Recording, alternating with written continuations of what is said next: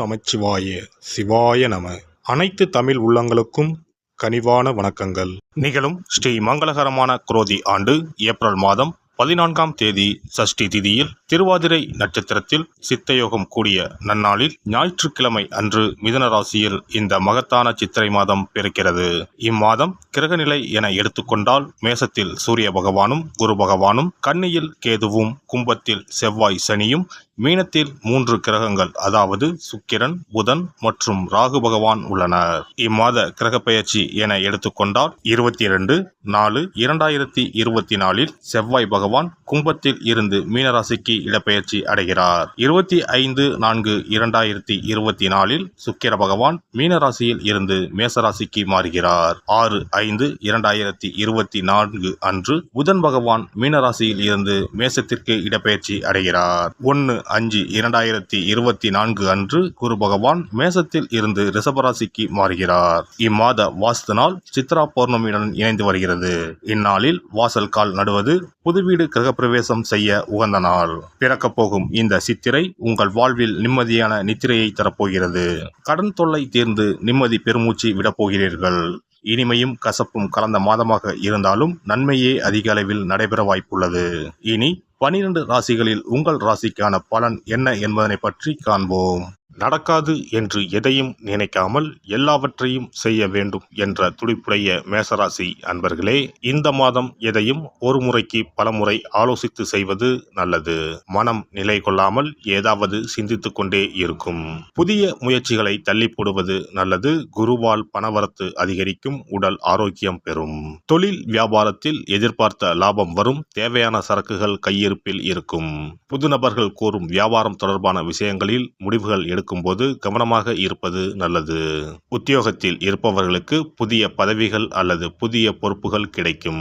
உங்களது பணி திறமையால் மேலதிகாரிகள் திருப்தி அடைவார்கள். குடும்பத்தில் இருப்பவர்களுடன் கோபமாக பேசும் சூழ்நிலை ஏற்படும். கவனமாக இருப்பது நல்லது. மனைவி குழந்தைகளின் உடல் நலத்தில் கவனம் தேவை. சிலருக்கு இடமாற்றம் உண்டாகலாம். வாகனங்களில் செல்லும் போது கவனம் தேவை. வயிறு தொடர்பான நோய் வந்து நீங்கும். பெண்களுக்கு சதா எதையாவது யோசித்துக் கொண்டே இருப்பீர்கள். எந்த காரியத்திலும் முடிவு எடுக்கும் முன்பு தீர ஆலோசிப்பது நல்லது. கலைத்துறையினருக்கு எதிர்பாராத செலவுகள் உண்டாகும். காரிய தாமதம் ஏற்படும். வீண் கவலை இருக்கும். ஒப்பந்தங்களில் கையெழுத்திடும் முன்பு நன்றாக ஆலோசனை நடத்தவும். அரசியலில் உள்ளவர்களுக்கு மற்றவர்களால் மன கஷ்டம் ஏற்படும். அடுத்தவர்களின் கடமைக்கு பொறுப்பேற்காமல் இருப்பது நல்லது. எந்த ஒரு காரியமும் மந்தமாக நடக்கும். மாணவர்களுக்கு கல்வியை பற்றிய எண்ணங்கள் அதிகரிக்கும். பாடங்களை படிக்கும் போது மனதை ஒருமுகப்படுத்தி படிப்பது நல்லது. நட்சத்திர பலன்கள். அஸ்வினி. இந்த மாதம் உறவினர்கள் வகையில் தவிர்க்க முடியாத சுப செலவுகளை சுமக்க நேரும். முக்கியமான பயணமும் முக்கிய பிரமுகர்களின் சந்திப்பும் உண்டாகும். அது உங்கள் எதிர்காலத்திற்கு நல்ல அஸ்திவாரமாக இருக்கும். சிலர் கூட்டு முயற்சிகளில் லாபம் தேடலாம். சிலர் குடும்பத்தினரோடு சேர்ந்து கூட்டு தொழில் செய்து லாபம் பார்க்கலாம். பரணி நட்சத்திரம். இந்த மாதம் ஆரோக்கியம் நன்றாக இருக்கும். தொழில், வேலை, உத்தியோகம் ஆகியவற்றால் வெற்றிகள் அடையலாம். சேமிப்பும் உண்டாகும். உங்கள் உழைப்பும் நம்பிக்கையும் உங்களுக்கு முழுமையான பலனையும் திருப்தியையும் தரும். எதிர்ப்பும் இடையூறும் ஒருபுறம் இருந்தாலும் உங்களின் தன்னம்பிக்கையாலும் தைரியத்தாலும் அவற்றை போராடி எதிர்த்து நின்று வெற்றி கொள்வீர்கள். கார்த்திகை நட்சத்திரம். இந்த மாதம் கடமைகளை காப்பாற்றுவீர்கள். பொருளாதாரத்தில் பிரச்சனை இருக்காது என்றாலும் வைத்திய செலவும் அல்லது வீண் விரய செலவும் தவிர்க்க முடியாததாக இருக்கும். அதனால் சில சமயம் விரக்தி ஏற்படலாம். மனதில் ஆறுதலும் நம்பிக்கையும் உண்டாகும். தொழில், வியாபாரம், உத்தியோகத்தில் பிரச்சனைகள் இருக்காது. கந்த சஷ்டி விரதம் இருந்து முருகனை வணங்க பிரச்சனைகள் குறையும். மனதில் அமைதி உண்டாகும். சிறப்பு பரிகாரம். சித்ரா பௌர்ணமி அன்று செய்ய வேண்டிய வழிபாடு மற்றும் அதனால் ஏற்படும் பலன் என்ன என்பதனை பற்றி காண்போம். தமிழ் மாதங்களின் முதல் மாதம் சித்திரை மாதம். சித்திரை மாதம் பிறந்தாலே பல பண்டிகைகள் வரிசையாக வரும். அவற்றுள் ஒன்று சித்ரா பௌர்ணமி ஆகும். பௌர்ணமி என்றால் முழு நிலவு நாள், முழுமை பெற்ற நாள். ஒவ்வொரு மாதமும் பௌர்ணமி வரும் என்றாலும் சித்திரை மாதம் வரும் பௌர்ணமி சிறப்பு வாய்ந்தது. அன்றுதான் சித்ரா பௌர்ணமி என்று நாம் கொண்டாடுகிறோம். சித்ரா பௌர்ணமி அன்று சித்திரகுப்தன் வழிபாடு செய்வது மிகவும் சிறந்தது.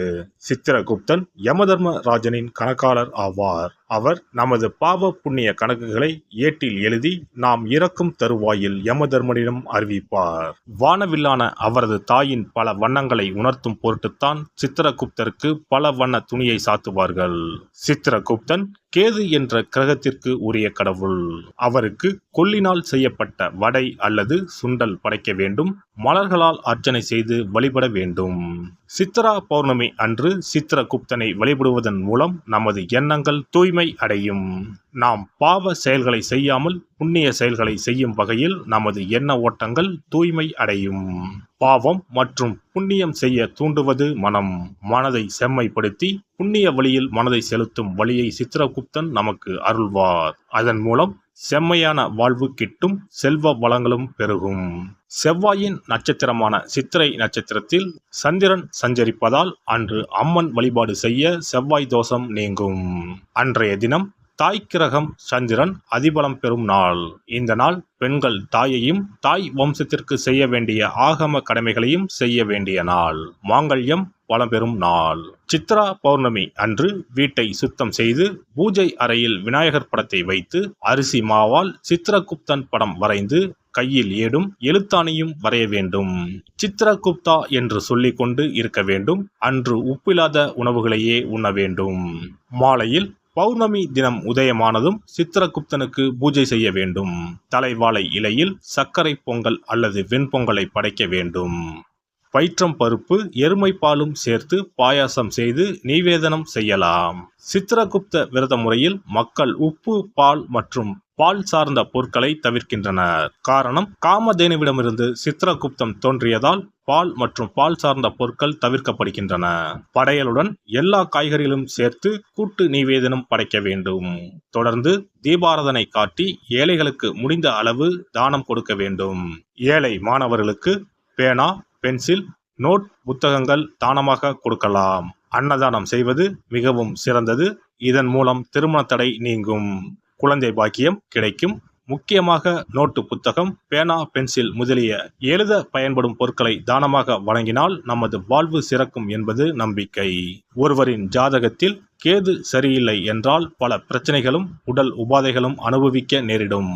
அதனால்தான் ஜோதிட சாஸ்திரம் ராகுவை போல் கொடுப்பார் இல்லை, கேதுவை போல் கெடுப்பார் இல்லை என்கிறது. இப்பேற்பட்ட கேது பகவானின் தொல்லையில் இருந்து விடுபட வருடத்திற்கு ஒரு முறையாவது சித்திரகுப்தனை வணங்க வேண்டும்.